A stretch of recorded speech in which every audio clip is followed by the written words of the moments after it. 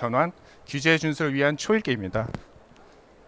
네, 제가 준비한 사항은 크게 5가지로 좀 말씀을 드리도록 하겠습니다. 그래서 첫 번째는 MDR 적용 시기 및 주요 개정 내용에 대해서 좀 말씀을 드리고요. 두 번째는 MDR 등급 분류 및 적합성 평가 절차가 어떻게 변경이 됐는지 이거에 대해서 좀 말씀을 드리고, 세 번째는 GSPR 요구 사항에 대해서 좀 말씀을 드리도록 하겠습니다. 그리고 네 번째는 MDR 상의 QMS 및 CER 그 임상 평가에 대한 요구 사항에 대해서 좀 말씀을 드리려고 하고 있고요. 그리고 마지막으로 제일 중요한 이제 MDR TCF 기술 문서에 대한 요구 사항이 어떻게 변경이 되었는지 말씀을 드리도록 하겠습니다. 네. 우선 첫 번째 이제 MDR 적용시입니다. 뭐 여러분들께서 잘 알고 계시겠지만 MDR이 작년 5월 26일까지 MDD가 작년 5월 26일까지가 종료였는데, 지금 코비드 19 팬데믹 상황으로 해서 1년 연장이 돼서 올해 5월 26일까지가 이제 MDD가 종료가 되고요. 5월 27일부터는 이제 MDR이 적용돼서 저희 유럽 인증을 준비를 해주셔야 합니다. 그리고 좀 참고로 말씀드리면 MDD 제품이 그 유효기간, MDD 인증 그 서의 유효기간이 2024년 5월 27일, 그러니까 올해 받으시면 5년간 계속 유지가 되신다고 말씀을 드릴 수 있을 것 같고요. 그리고 2025년 5월 27일 이후에는 MDD로 인증을 받은 제품에 대한 그런 뭐 판매나 이런 것들은 불가하다는 걸 좀 인지하시면 좋을 것 같습니다. 네, MDD 주요 개정 사항에 대해서 말씀드리겠습니다. 기존의 MDD는 MDD와 AIMDD로 나눠져 있었는데, 이번에 MDD로 전환이 되면서 MDD와 AIMD가 모든 내용이 MDD에 반영이 돼서 관리가 된다라는 게 좀 중요하고요. 주요 개정 사항으로 좀 말씀을 드리면, 의료기기 이외에 적용 범위에 대한 확대가 좀 이루어졌고요. 두 번째는 등급 분류 세분화 및 심사 절차가 좀 강화됐습니다. 그리고 세 번째는 필수 요구사항인 GSPR에 대한 적용 확대가 이루어졌고요. 네 번째는 임상자료 요건이 좀 강화됐습니다. 그리고 시판 후 관리 요구사항에 대한 부분도 많이 강화가 되었고요. 그다음에 추가적으로 식별 및 추적 관리에 대한 부분도 강화됐습니다. 그리고 마지막으로 규제 전문가, PRRC라고 해서 규제 전문가에 대한 지정이 의무화가 되었다고 보시면 됩니다. 이 PRRC는 국내 품질 책임자처럼 법에서 이 규제 전문가를 지정하고, 이 지정된 전문가가 계속 지속적으로 인증이나 규제에 대한 내용을 지속적으로 업데이트하라는 요구사항으로 보시면 됩니다.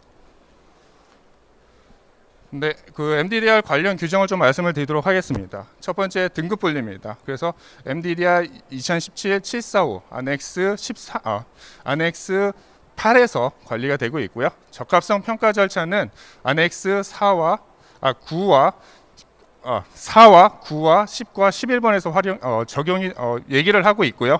MDR이 적용되는 비의료 목적의 기기에 대해서는 안엑스 16번에서 적용이 얘기를 하고 있습니다.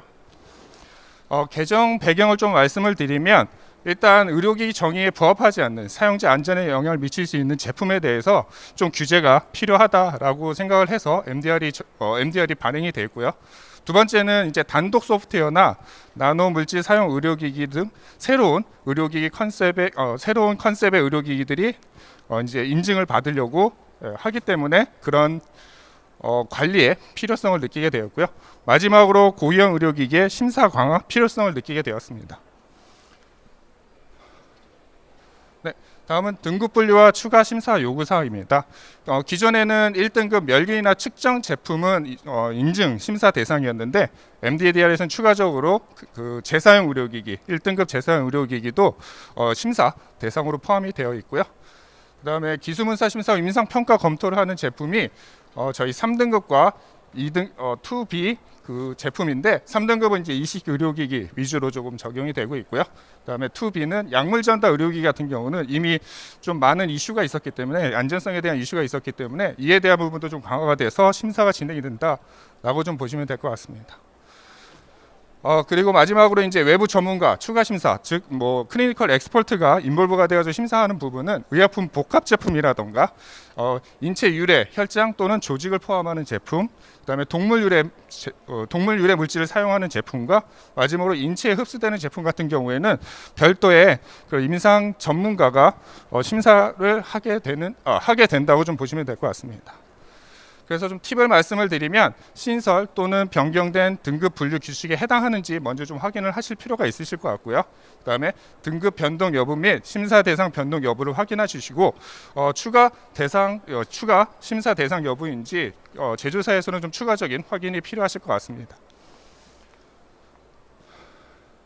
네, 적합성 평가 절차입니다.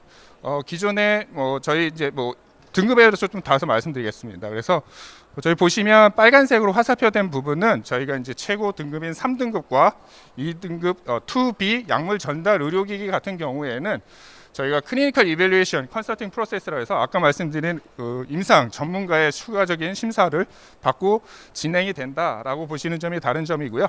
그 외에 보통 저희가 지금 CE 인증을 하시는 제품들은 파란색으로 진행이 된다고 하시면 됩니다. 그래서 3등급과 2B 약물 의료기기 외에는 추가적인 임상 심사 없이 바로 저희가 유럽 인증기관의 심사를 진행을 해서 저희가 CE 마킹을 하신다라고 좀 보시면 될 것 같습니다. 네, 다음은 좀 GSPR 요구사항에 대해서 좀 말씀을 드리겠습니다. 우선 GSPR이 무엇인지에 대해서 좀 말씀을 드리도록 하겠습니다. GSPR은 General Safety and Performance Requirement의 약자로서 유럽 의료기기 규정의 요구사항을 준수하기 위해 필수적으로 제조사가 확인되어야 하는 그런 제품의 안전성과 성능에 대한 요구사항이라고 보시면 될 것 같고요. 당연히 CE 인증을 획득하기 위해서 제품이 이 GSPR 요구사항에 부합됨을 증명하셔야 됩니다. 그리고 실제적으로 MB기관에서는 이 GSPR 요구사항에 따라서 제조사들이 모든 그런 인증을 하기 위해 제출한 자료가 부합되는지 이 부분을 심사한다고 보시면 될 것 같습니다. 네, GSPR의 구조에 대해서 좀 말씀을 드리도록 하겠습니다. 기존에 제가 MDD나 AIMD 상에서는 그 Essential Requirement에서 ER이라고 보통 얘기를 했었고 또는 ER 체크리스트라고 얘기를 드렸는데 요 각각의 분리되어 있던 그런 Essential Requirement가 MDD 상에서는 모두 GSPR로 통합이 되었다라고 보시면 될 것 같습니다. 그럼 이 GSPR의 요구사항은 그 MDR 부속서 1에서 확인이 가능하시고요. 그 다음에 기존의 의료기 지침이나 능동 의료기기 지침의 필수 요구사항보다 더 명확하고 새로운 요구사항이 추가되었으니 필히 이 GSPR에 대한 요구사항을 확인하시기 바랍니다. 네, 세부 구성에 대해서 말씀을 드리겠습니다. GSPR은 크게 3개의 챕터로 구분이 되어 있습니다. 총 23개의 섹션으로 섹션의 그 세부 사항으로 구분되어 있고요. 챕터 1에서는 일반 요구사항에 대해서 얘기를 하고 있습니다. 그래서 섹션 1번부터 9번은 일반 요구사항에 대한 내용을 담고 있고요. 챕터 2는 섹션 10번부터 22번까지인데 주로 제품의 설계 및 제조의 요구사항에 대해서 얘기를 하고 있고, 마지막으로 챕터 3은 섹션 23번에서 저희 제품과 함께 그 사용자나 고객사에게 제공되는 정보 요구사항에 대해서 얘기를 하고 있습니다. GSPR의 주요 업데이트 사항에 대해서 좀 말씀을 드리겠습니다. 아까도 말씀드렸지만 세부화되고 더 명확하게 요구한다고 말씀을 드렸는데 파란색으로 보이시는 분, 녹색으로 보이시는 분들은 기존에 저희 MDD 상에서도 요구했던 사항으로 보시면 될 것 같고요. 제가 표시한 이 빨간색 내용이 추가적으로 GSPR에서 요구하는 사항이다라고 좀 보시면 될 것 같습니다. 그래서 아까 말씀드렸지만 MDR이 들어온 이유는 나노물질이라던가 추가적인 생물학적인 안전성에 대한 이슈, 그리고 소프트웨어 같은 경우 이제 사이버 보안에 대한 이슈, 그리고 추가적으로 레이블링에 대한 요구가 좀 더 강하게 반영이 되고 요구를 하고 있다, 이렇게 생각을 하시면 좋을 것 같습니다. 네. 저희 이제 GSPR도 이제 체크리스트화 되어 있습니다. 나중에 이제 부속서를 보시면 거기에 이제 표로 되어 있는데 작성 전에 좀 고려하실 사항에 대해서 크게 2가지만 말씀을 드리도록 하겠습니다. 그래서 지금 이제 고려 사항인데 기존에 저희가 이제 MDD 상에서 인증서를 가지고 있는 제조사와 신규로 MDR을 최초로 진행하시는 제조사로 좀 나눠서 말씀을 드리도록 하겠습니다. 첫 번째, 기존의 MDD를 통해서 저희가 CE 인증서를 가지고 계신 경우에는 당연히 ER 체크리스트를 가지고 계실 겁니다. 이 ER 체크리스트를 GSPR의 요구사항에 맞게 업데이트를 하셔야 됩니다. 그래서 GSPR에서 요구하는 사항들이 모두 우리 지금 기존의 문서에 반영이 될 수 있도록 그런 누락된 항목이 있는지 또는 추가로 우리가 검증해야 될 항목이 있는지 이런 부분들을 좀 확인하시면 좋을 것 같고요. MDR 최초로 하시는 경우에는 GSPR 체크리스트를 작성을 통해서 우리 제품의 안전성 및 성능 요구사항을 필히 확인해 주시면 좋을 것 같습니다. 관련 규정에 대해서 좀 말씀드리겠습니다. 그래서 이제 저희 MDR 상에서는 퀄리티 매니지먼트 시스템에서 QSR, 품질 시스템에 대한 요구사항도 별도로 요구를 하고 있고요. 그 외에 클리니컬 이밸루에이션 레포트에서 CER, 저희가 잘 알고 계시는 임상평가에 대한 요구사항도 있습니다. 그래서 해당하는 NX를 좀 확인해 주시고요. 이렇게 MDR 상에서 QMS나 CER에 대해서 추가적으로 별도로 얘기를 하고 있는 이유는 시판호 감시 요구사항을 강화하겠다는 목적이 있고요. 그 다음에 추가적으로 임상적인 안전성과 유효성을 지속적으로 저희 제품의 전주기 수명에 걸쳐서 확인하겠다라는 의도가 있다고 보시면 될 것 같습니다. 그러면 제가 처음에 이제 MDR하고 아까 QMS나 임상에 관한 부분들이 좀 추가가 됐다고 말씀드렸는데, 이런 MDR 규제 준수를 위한 품질 시스템이 어떻게 구성이 되어 있는지에 대해서 말씀을 드리겠습니다. 당연히 회사 품질 시스템은 기본적으로 유럽 같은 경우 EN ISO 13485를 기반으로 하실 거고요. 거기에 MDR이 요구하는 사항과 임상적에서 임상평가에서 요구하는 사항들이 같이 맞물려서 잘 구축을 해주셔야 되고요. 이러기 위해서는 지금 제조사분들께서는 일단 사내 품질 문서를 좀 재검토하실 필요가 있고, 재검토라는 의미는 이제 갭 분석을 하시고 저희가 MDR이라든가 그 임상평가에 대해서 추가적으로 요구하는 사항 또는 반영에 대한 사항이 있는지를 확인해 주시는 게 중요합니다. 그로 인해서 저희의 절차서라든가 지침서, 양식에 또 개정이 좀 필요하시고요.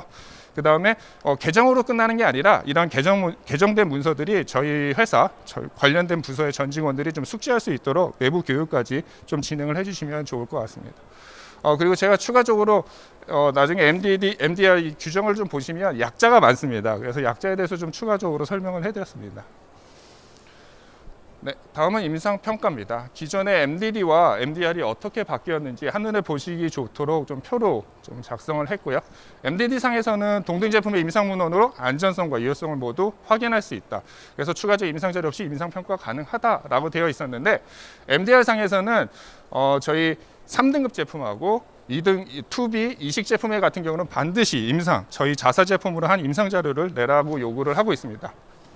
그리고 그리고 두 번째는 임상평가의 정기적 업데이트를 요구하고 있는데, MDR 상에서는 스페시픽하게 등급별로 나누어서 요구를 하고 있습니다. 그래서 클래스 2A 같은 경우에는 PSER 보고를 의무화하였고요. 그다음에 3등급과 2B 임플란트 제품 같은 경우는 ASCP에 대해서도 추가적으로 의무화 되었고요. 그다음에 MD 심사 및 그다음에 유다메드의 이러한 자료들을 공개하도록 요구를 하고 있습니다.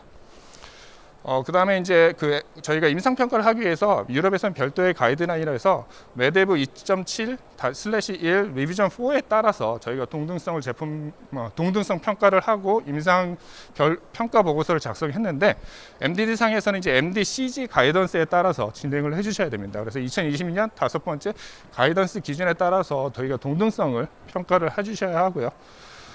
MDD 상에서는 임상평가 계획에 대한 별도의 요구사항은 없었습니다. 하지만 MDR이 들어오면서 임상평가 절차하고 계획을 수립하는 것을 필수적으로 요구를 하고 있고, 이 자료를 저희가 심사 시에 제출을 하게 되어 있습니다. 그래서 여러분들은 지금 MDD에서 MDR로 전환하시는 그런 제조사의 경우에는 임상평가 절차하고 계획에 대한 수립이 좀 필요하실 거고요. 그다음에 이런 동등성 평가 항목을 좀 재검토하실 필요가 있습니다. 기존의 메데브와 MDCG에서는 차이점이 분명히 있기 때문에 MDCG에서 요구하는 사항들을 추가적으로 반영을 해주셔서 동등성 평가가 이루어져야 된다는 게 중요하고요. 그다음에 시판호 조사 시스템과 함께 임상평가 업데이트 절차를 함께 수립해 주셔야 됩니다. 이 부분은 심사 시에도 보긴 하지만 주로 이제 ISO 13485 품질 시스템 안에서 관리가 되도록 그것을 보증하실 수 있도록 준비를 해주셔야 합니다. 네, 그래서 아까 방금 말씀드린 걸 글로 했는데, 이걸 이제 간단하게 보기 좋게 어떠한 것들이 저희가 사후 조치, 시판호 조사에서 요구되는지를 좀 보여드리는 슬라이드라고 보시면 될 것 같고요. 1등급 같은 경우는 그냥 PMS 레포트, 그리고 최소 2년에 한 번씩 업데이트를 하시면 되고, 인증기가 대상 제품입니다. 아까도 말씀드렸지만 멸균이나 측정 외에 재사용 의료기기까지 이 1등급 제품 중에서도 이러한 그런 사후 관리에서 요구하는 사항을 만족을 해주셔야 되고요. 그 다음에 2A하고 제일 중요한 것만 좀 말씀을 드리겠습니다. 시간과 관계상. 그래서 저희가 이식 제품인 경우에는 PSUL이라는 것들이 필수적으로 요구가 되고 있고요. 모두 다 최소 1년 매년 업데이트를 해주셔야 됩니다. 그리고 실제적으로 이 기술문서 심사와 사후 심사 시에 저희가 제출을 하셔야 되고요. 그 다음에 제일 다른 점이 저희가 이제 유다메드라서 이제 유럽 데이터뱅크에 이런 관련된 자료를 업데이트해서 공개하셔야 됩니다. 그럼 이제 EU다메드라고 해서 아까 유로피안 데이터베이스에 대해서 좀 말씀을 드렸습니다. 그 유로피안 데이터베이스 이건 아직까지 계획입니다. 아직 실제 실행되고 있지는 않지만 유럽에서는 이 유다메드를 어떻게 활용할 거냐에 대해서 좀 말씀을 드리도록 하겠습니다. 그 기본적으로 이 유다메드에서는 제조자, 유럽 대리인, 경제 운영자에 대한 정보를 업데이트하겠다. 그리고 인증 상황. 지금 현재 유럽 인증을 해보신 분들은 아시겠지만 저희가 그런 경쟁사나 저희가 동등 또는 유사 제품이라고 하는 제품에 대한 인증 여부를 확인하기 힘드셨는데 이것을 공개적으로 인증서를 업로드해서 이 제품이 유럽 인증을 받은 제품인지 아닌지를 확인할 수 있게 데이터베이스화 하겠다라는 게 있고요. 아까 이제 PSUR이나 저희 SSCP 같은 경우에는 임상 시험이라든가 시판호 조사 그리고 시판호 감시에 대한 내용들을 함께 업데이트 하겠다라고 하고 있습니다. 그리고 추가적으로 UDI 이제 유럽도 이제 UDI를 적용합니다. 저희 국내 같은 경우 벌써 적용이 됐고 FDA도 적용이 됐는데 이 UDI 시스템을 관리할 수 있게 하게끔 이 유다메드를 활용하겠다라는 게 지금 현재 계획이고요. 지금 현재 열심히 작업을 하고 있습니다. 네. 그리고 규제 준수 전문가라고 해서 PRRC가 있다고 말씀을 드렸습니다. 그래서 PRRC에 대한 자격 요건과 의무 사항입니다. 그래서 자격 요건은 그렇게 타이트하지는 않습니다. 4년제 의료기 4년 이상의 의료기기 품질 또는 인허가 전문 경력자 또는 학사학위 이상을 소지한 1년 이상의 의료기기 품질 또는 인허가 전문 경력자라고 되어 있고요.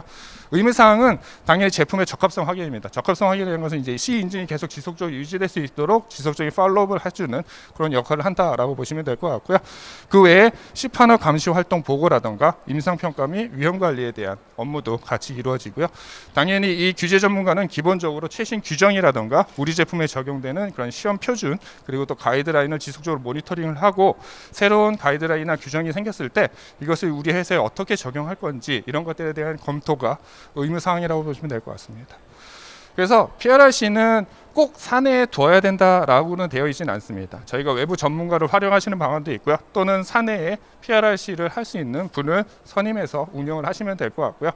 단 MDR 준수를 위해서는 교육 훈련이 필요하십니다. 그래서 저희 지금 품질 책임자도 의료기기 정보원에서 매년 교육을 받듯이 이 규제 전문가도 아마 MB에서 이런 서티피케이션 프로그램 운영을 해서 아마 이제 인증서를 좀 자격 부여를 하는 방식으로 좀 진행이 될 것 같고요.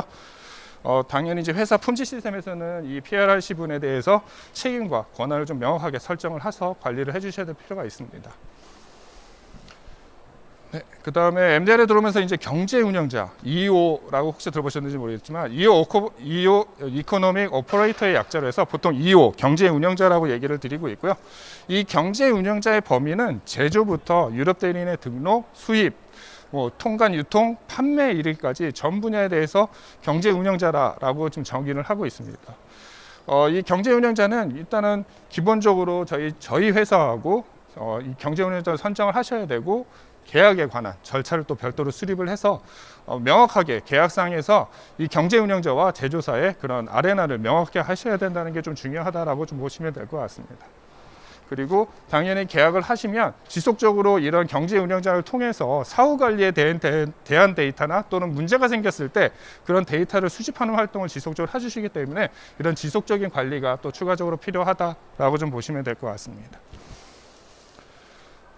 네, 그리고 마지막으로 이제 MDR 기술문서 요구사항에 대해서 좀 말씀을 드리도록 하겠습니다. 네, MDR은 보다 상세하고 엄격한 기술문서 요구사항을 명시를 하고 있습니다. 그리고 기술문서에 반영된 모든 내용은 명확하고 체계적이며 쉽게 검색 또는 읽을 수 있어야 되고 모호하지 않게 작성되어야 한다라고 요구를 하고 있습니다. 이런 MDR 기술문서 관련해서는 부속서 2번이나 시판전 자료 3번, 시판 후 자료에서 이런 모두 나열된 사항을 기술문서에 요약해서 정리하시는 게 되게 중요하시고요. 당연히 MDR 일반 안전성 및 성능 요구사항을 준수함을 입증하기 위해서 모든 검증 자료는 기술문서에 포함되어서 추가적으로 추적이 가능하셔야 합니다. 네, 그럼 추가된 기술문서 요구사항을 크게 4가지만 말씀을 드리도록 하겠습니다. 첫 번째는 이제 구체적인 제품 설명입니다. 그래서 상세한 제품 설명을 요구를 하고 있고요. 두 번째는 UDI, 추적성 관련해서 UDI, DI 정보를 필수적으로 제출하라라고 얘기를 하고 있습니다. 그리고 세 번째는 설계 및 제조 공정 제출 자료입니다. 그래서 모든 외주 공정이나 외주 사이트에 대한 식별을 명확하게 해주셔야 되고요. 그런 공정별 모니터링 자료를 함께 기재를 해주셔야 합니다.